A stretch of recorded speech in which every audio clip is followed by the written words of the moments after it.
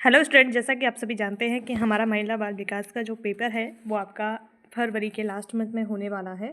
तो आप सभी लोग अपनी तैयारी अच्छे से कीजिए। तो आज हम जो MCQ क्वेश्चंस पेपर जो आपका सॉल्व करेंगे, पोषण और स्वास्थ्य से संबंधित क्वेश्चंस हम लोग सॉल्व करने वाले हैं। तो पहला क्वेश्चन क्या है, जल में घुलनशील विटामिन है, यानी ऐसा कौन सा विटामिन है जो जल में घुलनशील होता है। तो आप जान लीजिए, विटामिन सी इसका आंसर है और विटामिन बी आपका जल में घुलनशील है। बाकी जो विटामिन है वो आपकी क्या है, वसा में घुलनशील है। ठीक है, और साथ में इसमें के विटामिन भी आता है जो वसा में घुलनशील है।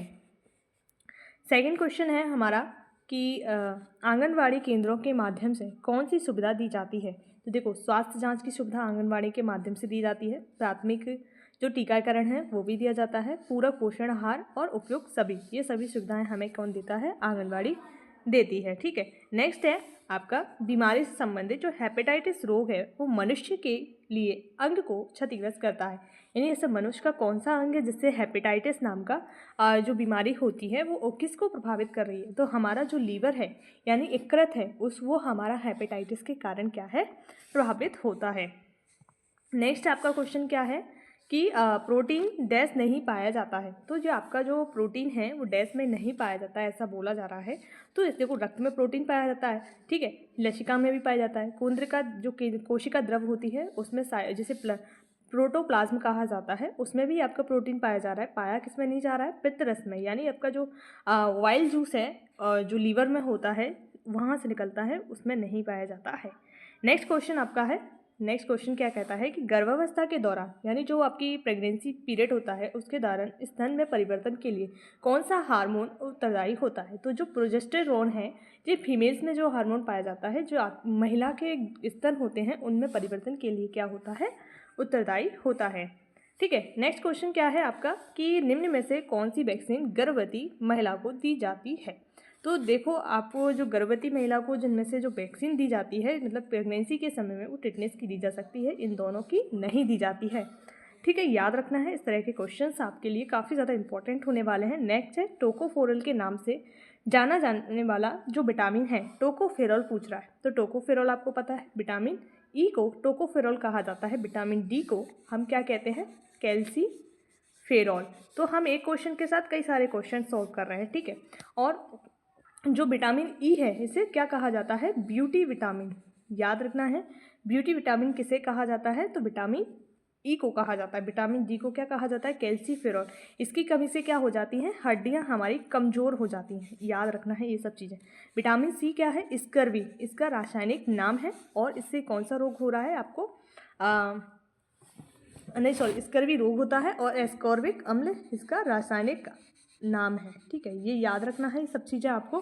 ठीक है, और विटामिन ए का जो रासायनिक नाम है रेटिनॉल है। ठीक है, और इससे क्या होता है, हमें रतौंधी नाम का रोग यानी आँखों की जो नज़र है वो कमज़ोर हो जाती है। तो इस प्रकार हमने एक क्वेश्चन किया, 4 क्वेश्चन सॉल्व उसके संबंधित क्वेश्चन किए। ठीक है, नेक्स्ट क्या है आपका क्वेश्चन है, देखो इसमें क्या पूछा गया है कि पूर्ण गर्भावस्था के दौरान महिला के वजन में वृद्धि होती है। तो जो महिला का जो वजन बढ़ता है 12 kg के समथिंग बढ़ता है। ये चीज़ें हमें याद रखनी है क्योंकि ये महिला बाल विकास का पेपर है, तो ऐसे क्वेश्चन आते ही हैं। नेक्स्ट है, किशोरावस्था में बालिकाओं हेतु आयरन की आवश्यकता होती है। जो अब बालिकाओं के लिए हम किशोरावस्था के समय आयरन की जो मात्रा होती है वो 30 मिलीग्राम प्रतिदिन हम बच्चों को ऐसी जो है आयरन देते हैं। ठीक है, तो हमने टॉप 10 MCQ क्वेश्चन आपके किसके कर लिए, आपके जो पोषण एवं स्वास्थ्य से संबंधित कर लिए, और बाकी क्वेश्चन हम क्या करेंगे, शिशु देखभाल एवं शिक्षा से संबंधित करेंगे। ठीक है, देखो एड्स का प्रमुख स्रोत है, तो एड्स का आपका प्रमुख सोर्स क्या है, वेश्यावृत्ति है, याद रखना है। ठीक है, और एड्स आपका किससे होता है, HIV जो आपका वायरस है उसके कारण आपको एड्स होता है। ठीक है, ऐसे किसी को नहीं होना चाहिए, बहुत ही गंभीर बीमारी है, इसका अभी भी इलाज नहीं है। इसके परीक्षण के लिए हम एलिसा नाम का टेस्ट करते हैं। कौन सा करते हैं, एलिसा, याद रखना है। एक और चीज़ और है, वेस्टर्न ब्लॉट। ठीक है, वेस्टर्न ब्लॉट नाम का जो तकनीकी है उससे भी एड्स का परीक्षण किया जाता है। ठीक है, एड्स आपका वायरस जनित बीमारी है और 1 दिसंबर को आपका एड्स जागरूकता दिवस मनाया जाता है। ये चीज़ें भी आपको याद रखनी है।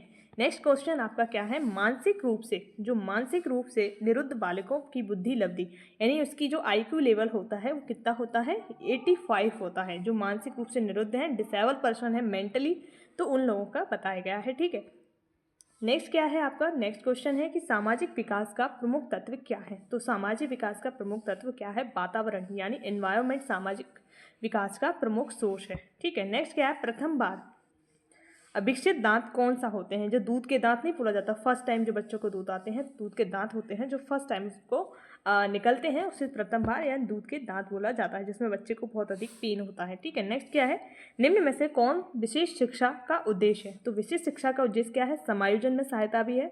नेक्स्ट क्या है, योग्यता का अधिकतम विकास और आर्थिक स्वतंत्रता उपयोग सभी क्या है आपका विशेष शिक्षा का उद्देश्य है। नेक्स्ट है नवजात की नाड़ी गति, जो नवजात होता है शिशु, उसकी नाड़ी गति जो होती है वो आपकी होती है 125 प्रति मिनट। याद रखना है, इस तरह के क्वेश्चंस हमारे एग्जाम में आते ही हैं, तो हमें इनका रेशियो भी पता होना चाहिए, क्योंकि रेशियो से बहुत अधिक क्वेश्चन आ रहे हैं। एक औसत दूध से 10 कैलोरी प्राप्त होती है, यानी आपको जो एक नॉर्मल आप दूध पी रहे हो उससे आपको कितनी कैलोरी प्राप्त होगी, तो 18 से 20 कैलोरी आपको प्राप्त होगी। नेक्स्ट क्या है, निम्न में से कौन मानव विकास का क्षेत्र है। तो मानव विकास का जो क्षेत्र है वो शारीरिक, सामाजिक और संज्ञात्मक, ये सभी चीज़ें, यानी फिजिकली आप कहीं प्रेजेंट है तो आपका विकास के शारीरिक विकास हो रहा है, सामाजिक यानी समाज में आपकी स्थिति किस प्रकार की है, और कॉग्निटिव जो है संज्ञात्मक यानी प्रत्यक्ष आपको जो दिख रहा है विकास, वो आपका संज्ञानात्मक विकास हो जाएगा। नेक्स्ट क्या है,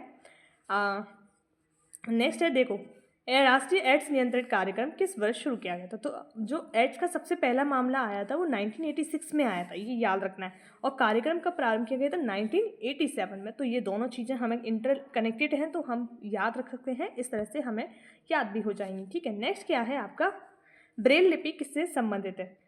जो ब्रेल लिपि आपको पता है डॉट डॉट करके रहती है, आपने कई संग्रहालयों में भी देखी होगी, जिसको महसूस करके हम पढ़ सकते हैं। तो हम तो क्या नहीं पढ़ सकते, परंतु जो ब्लाइंड पर्सन होते हैं, जो अंधे व्यक्ति होते हैं, अंधे बच्चे होते हैं जिनको पढ़ाया जाता है, उनको ब्रेल लिपि के माध्यम से ही पढ़ाया जाता है। ठीक है, तो इस प्रकार से हमने 20 क्वेश्चंस कर लिए हैं। अगर आपको वीडियो अच्छी लगी हो तो प्लीज़ लाइक शेयर सब्सक्राइब कीजिए, एंड आप चैनल पर नए हो तो ज़रूर सब्सक्राइब कीजिए, अपने दोस्तों को शेयर कीजिए, और आप किस टॉपिक पर वीडियो चाहते हैं, किस तरह की वीडियो चाहते हैं, आप लोग कमेंट में बता सकते हैं, और आपकी पढ़ाई कैसी चल रही है ये भी आप ज़रूर बताइए, और आप सभी अच्छे से तैयारी कीजिए और आगे बढ़ते रहिए। जय हिंद, जय भारत।